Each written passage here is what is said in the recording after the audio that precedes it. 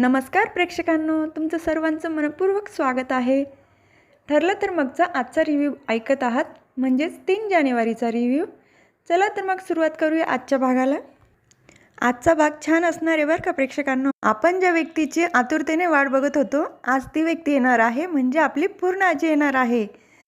आणि हो, अस्मिताने काय ॲक्टिंग केली आहे प्रेक्षकांनो, बघा तुम्हाला पण आवडेल. अस्मिता सचिनची कॉलर पकडून म्हणते, तू उत्तर दे मला, तू उत्तर दे, का वागलास तू असा, त्याचं उत्तर दे. तितक्यात सायली तिला शांत करते आणि सोफ्यावर बसवते. तेव्हा अस्मिता सायलीला म्हणते, एक काम कर सायली, तू मला विष आणून दे, म्हणजे सचिन त्याच्या गर्लफ्रेंडबरोबर फिरायला मोकळा. तेव्हा सचिन म्हणतो, तू जे बघितलं ना अस्मी, तसं काही नव्हतं, ती फक्त माझी कलिग्ज होती. ते ऐकताच अर्जुनने अशी सटक्यान त्याच्या गालावर दिली ना ठेवून, आणि त्याची कॉलर पकडून बोलायला लागला, मी तुला एक चान्स दिला होता ना, तू मला प्रॉमिस केलं होतं. हे ऐकून सगळे अर्जुनकडे आश्चर्याने बघायला लागतात. प्रताप काका पण त्याला विचारतात की अर्जुन, तुला हे सगळं माहिती होतं, मग तू आम्हाला का सांगितलं नाही. कल्पना काकू पण खूपच चिडतात की तुझ्या बहिणीच्या आयुष्याचा प्रश्न होता आणि तू शांत कस काय बसला. तर लगेच दुसरीकडे महिपत शिकरेन प्रिया भेटायला आलेली असते. साक्षी त्यांच्यासमोर चुटकी वाजून त्यांना उठवते, ते झोपलेले असतात. तेव्हा ती घाबरलेली असते थोडी. ती म्हणते, पटकन उठा आणि आपलं बोलणं झालं पाहिजे नागराज काका येण्याआधी. तुम्हाला पण मीच इथून सोडू शकते आणि साक्षीला पण मीच वाचू शकते, असं प्रिया सांग. पण महिपत शिकरेंना तिच्यावर काही विश्वास नसतो. तेव्हा ती म्हणते, तुमचा माझ्यावर विश्वास नाही आहे ना, तर एक व्हिडिओ बघा, मी साक्षीबरोबर भेटून आली आहे. तेव्हा महिपत शिकरे म्हणतात, या नाग्याने तुला साक्षीचा पण पत्ता सांगितला. तेव्हा प्रिया म्हणते, हा नाग्या आहे ना, तुमचं एकही सिक्रेट ठेवत नाही. नंतर साक्षीचा व्हिडिओ दाखवते. त्या व्हिडिओमध्ये साक्षी बोलत असते, कुणीतरी मला जीवे मारण्याचा प्रयत्न करते आणि आज मी वाचली तर प्रियामुळे पोलिसांपासून. तेव्हा माझं काय होईल मला काहीच सांगता येत नाही. हे बघून महिपत शिकरेंना खूप त्रास होतो की त्यांची मुलगी संकटात आहे. तर दुसरीकडे सुभेदारांच्या घरचा सीन बघायला मिळतो. अस्मिता म्हणते, सचिननी तर मला फसवलंच आहे, पण अर्जुननी पण मला फसवलं. तेव्हा सायली पण लगेच म्हणते, यांनी सगळ्यांनाच अंधारात ठेवलं आहे आणि खूप मोठी चूक केली हे सगळं लपून. अर्जुन लगेच सचिनची कॉलर पकडतो आणि त्याला म्हणतो, तुझ्यामुळे मला हे सगळं ऐकून घ्यावं लागतं. मी गप्प बसलो कारण मला अस्मिताईची आणि तिच्या बाळाची काळजी वाटत होती म्हणून. तू त्याचा गैरफायदा घेतलास तरी तू सुधारला नाही. तेव्हा प्रताप काका पण बोलतात, सचिन, मी तुला इथून लाथ मारून हाकलू शकतो, पण मी एका बाळाला त्याच्या बापापासून वेगळं करू शकत नाही. आणि माझ्या मुलीला मी आयुष्यभर सांभाळू शकतो. ती हुशार आहे, सुशिक्षित आहे, नवऱ्याच्या आधाराशिवाय ती राहू शकते. तर सचिन म्हणतो की मी तिला फक्त यापुढे आपण भेटणार नाही हे सांगायला भेटलो होतो. तर अस्मिता म्हणते, हेच सांगायला भेटला तर ते काय मिठी मारून सांगायचं असतं, किस करून सांगायचं असतं. तेव्हा अर्जुन म्हणतो, मी तुला शेवटची वॉर्निंग देतोय, परत जर तू असा दिसलाच तर मी तिथल्या तिथे तुला संपेल. तितक्यात तिथे पूर्ण आजी येतात आणि त्या अर्जुनला आवाज देतात. घरात आल्या आल्या ते आधी अस्मिताला भेटायला जातात. अस्मिता त्यांच्या गळ्यात पडून खूप रडते. तेव्हा पूर्ण आजी म्हणतात, हे जे सगळं काही घडलं आहे नको होतं घडायला, आपल्याला सर्वात महत्त्वाचं बाळ आहे. तेव्हा सचिन म्हणतो, मी हिला हेच सांगत होतो. तेव्हा पूर्ण आजी लगेच सचिनवर ओरडतात, तू शांत बस, मी तुझ्याशी बोलत नाही आहे. तू दाखवूनच दिला तू सुभेदार नाही आहे. सुभेदारांच्या माणसांमध्ये प्रामाणिकपणा आहे, एकनिष्ठता आहे, ती तुझ्यामध्ये नाही आहे, ते तू दाखवूनच दिलं आहे. तर सचिन म्हणतो, मी असं काय करू की तुमचा सर्वांचा माझ्यावर विश्वास बसेल.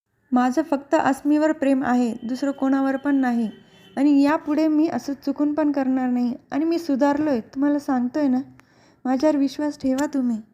तर दुसरीकडे आपल्याला प्रिया आणि महिपत शिकरे दिसतात.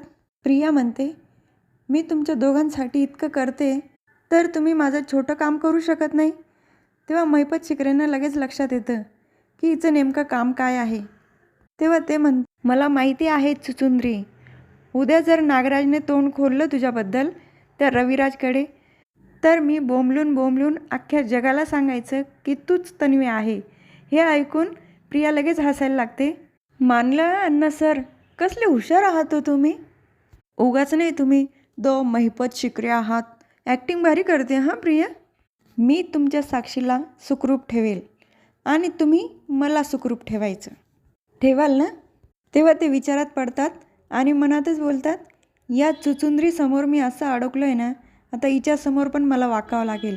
तर दुसरीकडे आपल्याला सुभेदारांच्या घरचा सीन बघायला मिळतो.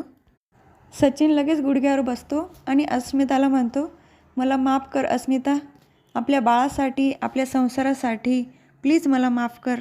जे काही झालं आहे ना ते सगळं विसरून जा. आय प्रॉमिस, मी इथून पुढे तुला तक्रारीची अजिबात संधी देणार नाही. ऐकून अस्मिता तिथून निघून जाते. सायली तिला रूममध्ये घेऊन जाते. त्यानंतर सचिन प्रत्येकाशी बोलण्याचा प्रयत्न करतो, पण एक एक करून तिथून सर्व निघून जातात. तर सगळे गेल्यानंतर तो स्वतः मनाशीच हसतो आणि म्हणतो, आज थोडे फासे उलटे पडले, पण मीच जिंकणार. एवढं तरी बरं की यांना कळालं नाही मी बँकरप्ट झालो आहे म्हणून. हे सगळं प्रिया दरवाजात उभं राहून बघत असते. हा सचिन तर बराच पोचलेला निघाला. या सुभेदारांच्या अब्रूची लक्तरे केली याने. या सुभेदारांना असंच पाहिजे. लगेच सचिन जवळ येऊन उभी राहते आणि त्याच्याकडे बघत रूममध्ये निघून जाते. तर दुसरीकडे आपल्याला बघायला मिळतं, सगळे डायनिंग टेबलजवळ जेवायला बसलेले असतात. तितक्यात तिथे सचिन येतो आणि तोही खुर्चीवर बसतो. त्यानंतर लगेच प्रिया येते तिथे आणि ती सायलीला म्हणते, इथे तर निगेटिव्हिटी चालत नाही ना. तू माझा हात धरून मला रूममध्ये जेवायला बसवलं होतं, मला इथे बसू दिलं नाही. मग आता सचिन बसला आहे तर चालतं आहे का? मला तर एकही संधी दिली नव्हती मला सिद्ध करण्याची, मग सचिनला कसं काय देत आहे? तेव्हा प्रताप काका म्हणतात, तू पूर्ण आईला जाब विचारते. तेव्हा साक्षी म्हणते, मी जाब विचारत नाही बाबा, मी तर फक्त एका मुलीला आणि त्या गुंडाला घाबरून साक्ष दिली होती. निदान बाहेर खेलीपणा तर केला नव्हता ना. तेव्हा हे ऐकून सचिन म्हणतो, तोंड सांभाळून बोल तन्वी. तेव्हा प्रिया म्हणते, अरे तू गप बस रे सचिन, तू तर काही बोलूच नको. सॉरी काय तुम्ही जावई आहात ना या घरचे, तुम्ही कसे जरी वागलात तर तुम्हाला मान दिला पाहिजे ना. न आवडत्या सुनेला कोण विचारतं इथे. तर सगळे प्रियाकडे रागाने बघतात. तर हा भाग इथेच संपतो. पुढील भागात आपल्याला बघायला मिळतं आहे, सायली अर्जुनला म्हणते, मला तुमच्याकडून ही अपेक्षा नव्हती. तेव्हा अर्जुन म्हणतो, मी हे अस्मिता ताईला न सांगून काही चुकी केलेली नाही आहे आणि तुला सांगून काहीही साध्य होणार नव्हतं. मला माझा वेळ घालवायचा नाही आहे. याचा राग येतो सायलीला.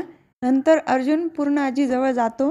तेव्हा पूर्ण आजी त्याला म्हणतात, तुझा हेतू चांगला होता अर्जुन, पण तुझी पद्धत चुकली.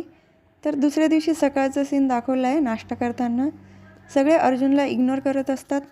सायली पण अर्जुनबरोबर बोलत नाही. ती लगे अस्मिताच्या रूममध्ये निघून जाते. तर आजचा भाग इथेच संपला. उद्या पुन्हा भेटूया, ठरलं तर मगच्या पुढच्या रिव्ह्यूमध्ये. तुम्हाला माझा रिव्ह्यू आवडला असेल तर माझ्या व्हिडिओला लाईक करा, शेअर करा, सबस्क्राईब करा, बेल आयकॉन दाबायला विसरू नका.